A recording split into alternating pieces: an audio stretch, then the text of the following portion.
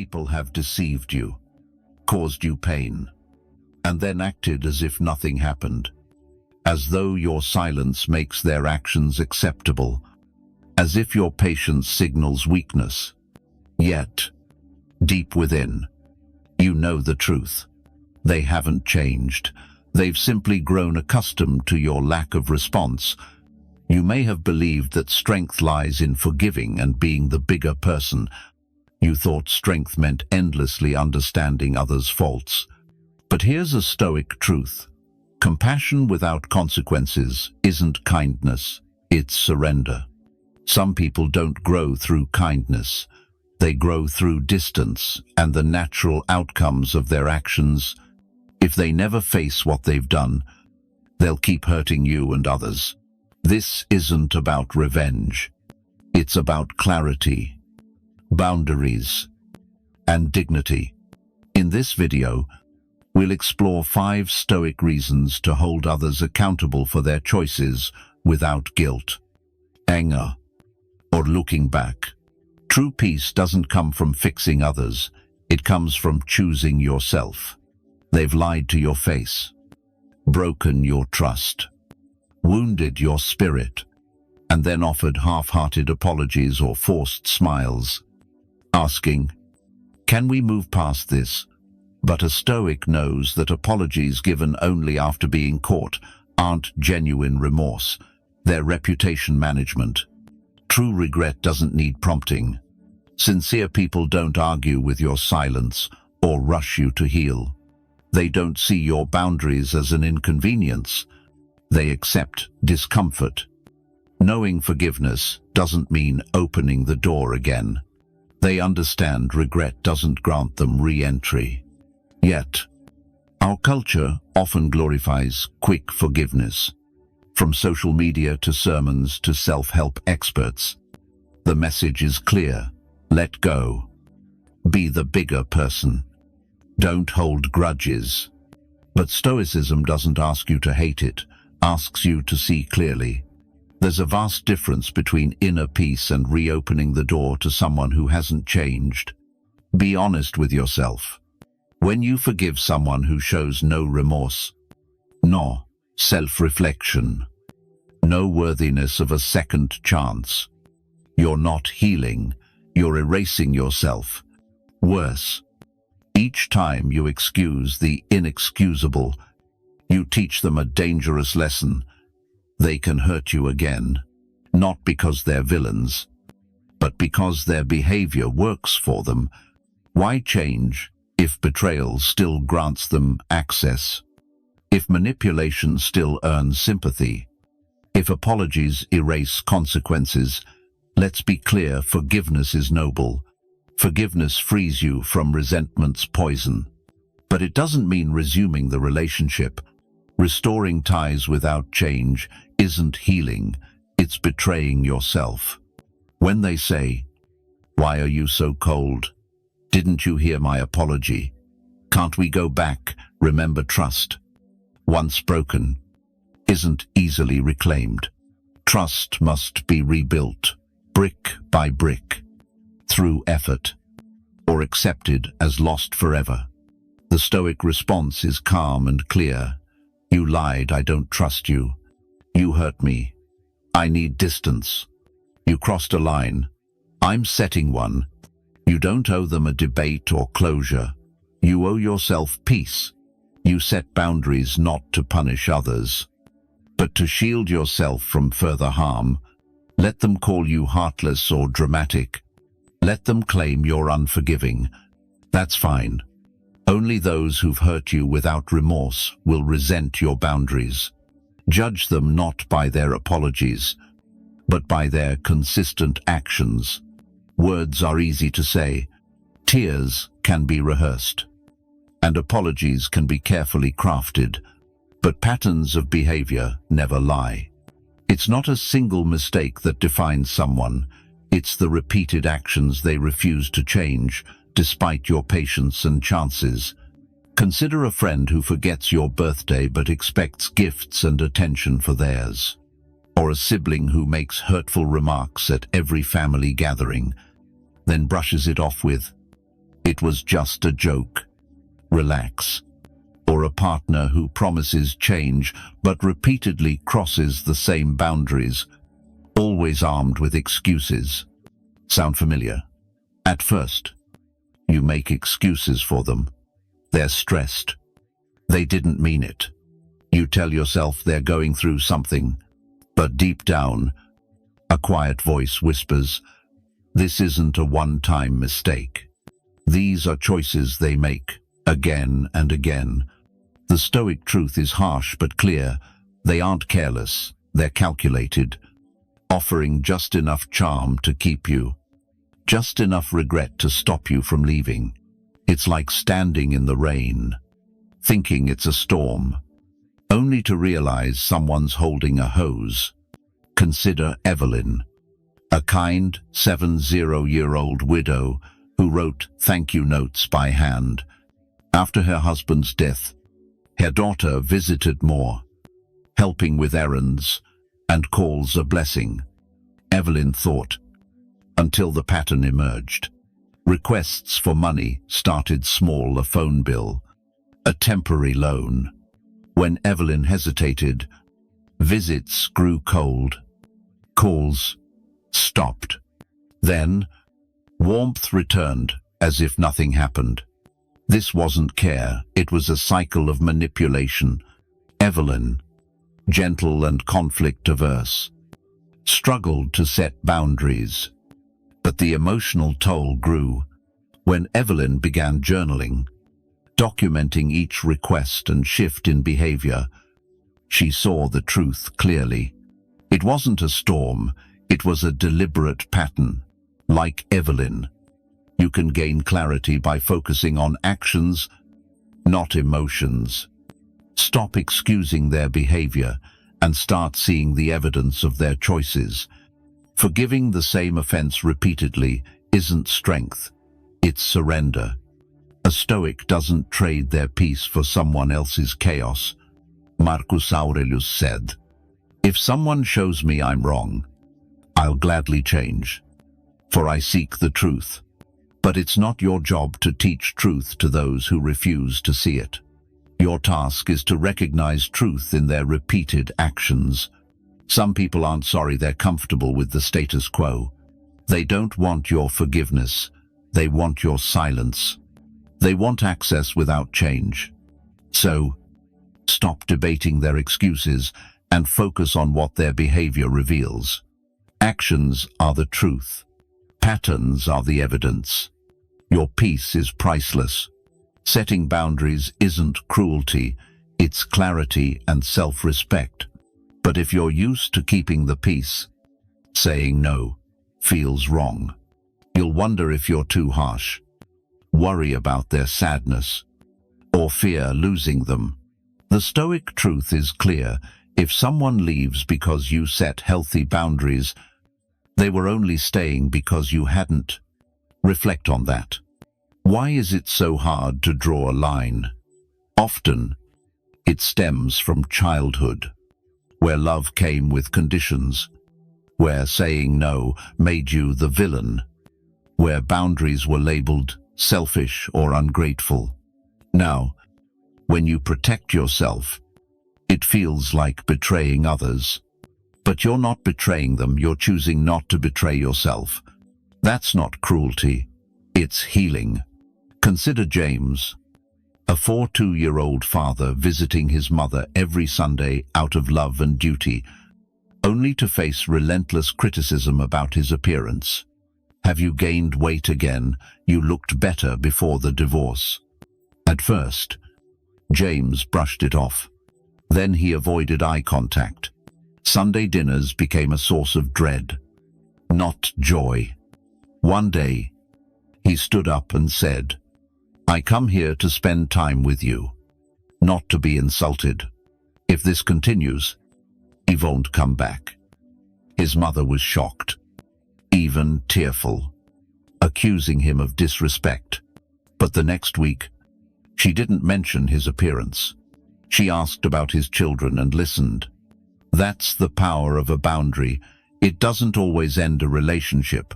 Sometimes it starts a real one. Boundaries aren't walls, they're locked doors. Stoic wisdom teaches us we can't control others, only ourselves. But that doesn't mean passivity. It means acting with purpose when faced with disrespect. A Stoic doesn't shout, beg, or seek revenge. They close the door, turn the key, and walk away with dignity. Peace isn't silence. It's choosing who enters your space. Practical boundaries protect your mental well-being. They look like this. If you raise your voice, I'll end the conversation. If you're consistently late, I'll stop waiting. If you disrespect me publicly, I won't pretend it's fine. These aren't ultimatums. They're statements of what you'll accept in your life. Those who truly care will adjust. Those who use you will react. You might fear losing them. But ask yourself, is it loss or relief disguised as pain? If someone stays only by ignoring your boundaries, that's not a relationship. It's emotional captivity. True connection demands mutual respect and space. Fear and guilt are real, but your inner voice is louder, urging you not to abandon yourself to keep others comfortable. The Stoic truth is this: no one should treat you carelessly and still hold a place in your life. Setting boundaries isn't cold, it's honoring your worth and peace. You're not broken when you say, enough. It's not rejection, it's protection. The strongest act of self-respect. We all want to believe in others' goodness, to offer second chances, to hope love can heal them. But Stoicism reveals a hard truth. There's a fine line between support and enabling, between compassion and indulgence. Too often, what we call understanding is just fear. Fear of conflict, change, or walking away. It's the trap of silent endurance. You forgive, explain, and absorb pain, calling it love. But by shielding others from consequences, you're not loving them, you're preventing their growth. Imagine an adult child who borrows money repeatedly but never repays, forgets your birthday, yet expects gifts, or raises their voice while you stay silent. You tell yourself they're stressed, that they'll mature with time. But years pass, and nothing changes. Is the problem theirs? Or is it your silence enabling them? It feels like love. But true compassion doesn't clean up their messes in the dark. It's turning on the light and saying, this behavior must stop, and I won't shield you from its consequences. Setting boundaries feels hard because they'll make you feel guilty, accusing you of changing or not loving them. Stoicism reminds us, love without truth is manipulation, and compassion without clarity is chaos. Enabling isn't kindness, it's fear disguised as generosity. It drains your energy, steals your peace, and erodes your dignity. You walk on eggshells, sacrificing your needs to keep them comfortable. The real cost of enabling is that it robs them of growth. By shielding them from consequences, you delay their awakening. They may resent you, but deep down, they know they're avoiding life's lessons. A Stoic shows true compassion by saying, you can choose your path, but I choose how to respond. I won't stop you from hurting yourself, but I'll protect myself from your harm. I care, but not at the cost of my peace. The strongest love isn't carrying their burdens or erasing yourself, it's setting firm boundaries and speaking truth without apology, honoring both them and yourself. Reflect on this if nothing changes. What will this relationship look like in 5 years? What parts of yourself will you lose to keep someone who won't grow?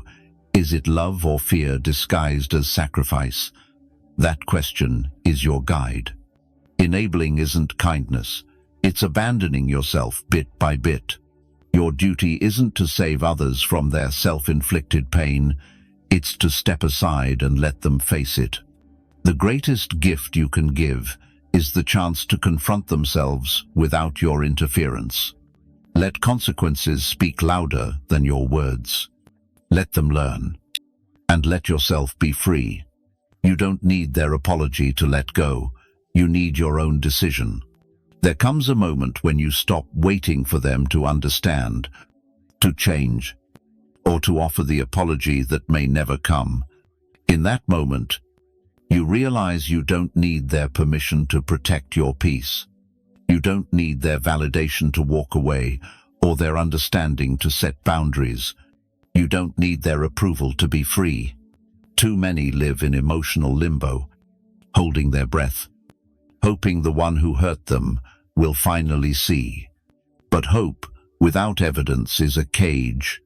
While you wait, they move on, crossing boundaries as you shrink to make room for their comfort.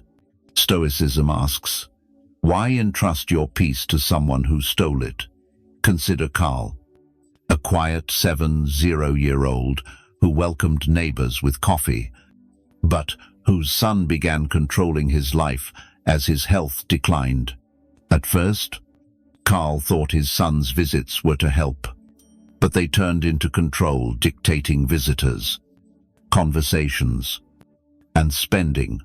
Carl stayed silent, fearing conflict and losing his son. But one day, he told a friend, I feel like a guest in my own home. He hadn't set boundaries. Believing love meant endless endurance.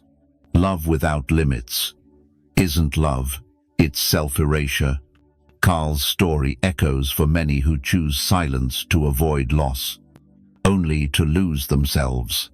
Peace doesn't come from others' permission, it comes from your choice. Stoicism teaches you don't need a reason to guard your peace, only the courage to stop explaining. You don't need to prove someone's toxicity or list their wrongs. You don't need their understanding. Sometimes, silence is the strongest response. A closed door, an unanswered call, a life free from those who never truly cared. From guilt to freedom, you may feel selfish for choosing yourself.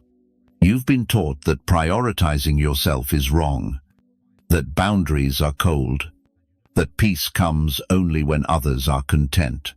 But ask yourself, if they don't change, what must shift in you to find calm? That answer is your guide. The Stoic act of courage to master your emotions. When you stop waiting for their amends and set your own boundaries, something powerful happens. You stop rehearsing arguments in your mind. You cease craving closure from those who don't value you. You live in a truth you've chosen, no longer swayed by their chaos. You walk lighter, breathe deeper, and rediscover yourself without carrying others' burdens. That moment of returning to your center is true strength. You don't need their apology, permission, or perfect timing, only the courage to choose peace without seeking anyone's approval. Let go of waiting for their understanding or change. Release the hope for an apology that may never come. They've lied, disrespected, and crossed lines repeatedly. Yet you stayed, offering time, space, and every benefit of the doubt. Now, you see clearly, kindness without boundaries becomes self-destruction. Forgiving without consequences is a free pass. Loving without self-respect is daily self-erasure. They may never apologize, understand, or see your pain. That's okay. You don't need their permission to stop suffering. You don't need their change. You need your own resolve to stop bleeding for those who bring no healing.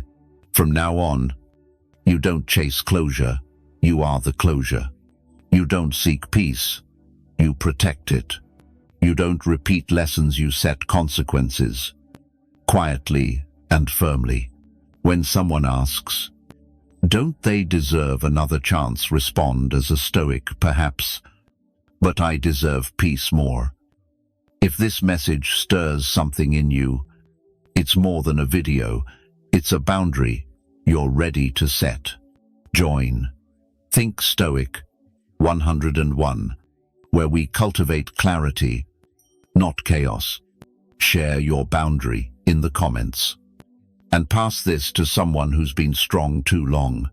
Compassion isn't weakness, but it doesn't mean tolerating disorder at your table.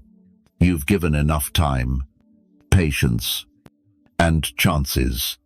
Now it's time to choose yourself. Stoicism teaches that your peace is not negotiable. You don't need to wait for their regret or approval to claim it. You've endured lies, disrespect, and broken boundaries. But now you see the truth clearly. Unrestrained kindness becomes self-harm. Forgiveness without accountability is a blank check. Love without self-respect erodes your core. They may never offer the apology you deserve or recognize the pain they've caused. That's all right. You don't need their permission to heal and move forward.